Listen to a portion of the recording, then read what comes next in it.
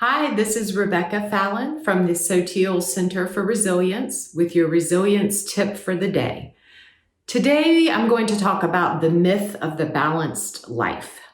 I think this is a pretty dangerous myth that we have been fed for generations, that balance in terms of all the important realms of our life is not only possible, but expected, right? If we think of four main realms of our life: our work and career, our family relationships, our most intimate personal relationships, and then our self-care. These are typically the four big areas folks are trying to thrive and really show up well. It is unattainable to achieve balance in all these four realms. Balance implies everything is getting equal weight at the same time. That's how it stays balanced. And as you know, that's impossible. And so we need to dispel this myth of balance and instead talk about engagement.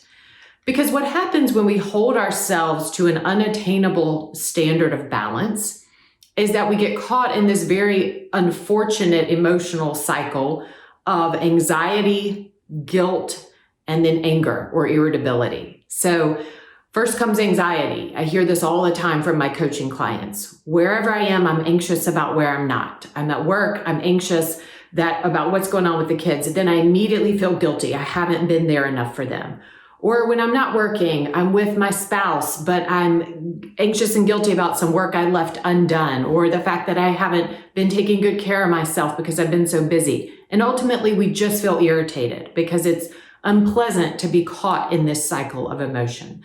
And that's what that unattainable standard kind of sets us up for. So what we want to do is rethink this and reframe it, particularly related to work, letting go of this new age idea that we should feel guilty for working. And we can look at the research to support this. You know, what we know is that it is not detrimental to children or families to have parents who work. Actually, it's very good for the family, provided that the parents' work is good and meaningful for them. When we look at the research about what gives your family motivation to feel supportive of your work, it's not how much money you make. It's not how many hours a week you work. It's not how often you have to take call.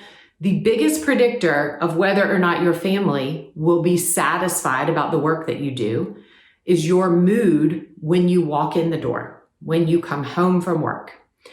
And this is where it takes kind of really honestly assessing ourselves. If you are coming home every day despondent and gossiping about your coworkers and talking about how much you hate where you work, it is very difficult for your family to feel supportive of the time that you spend at work.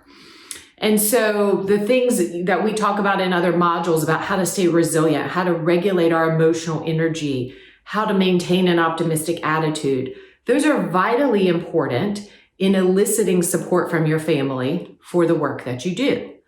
Now, again, we are going to dispel this myth of balance and get rid of the guilt that we feel. What we know when we look at the research for children, for example, is that children don't care how much their parents work.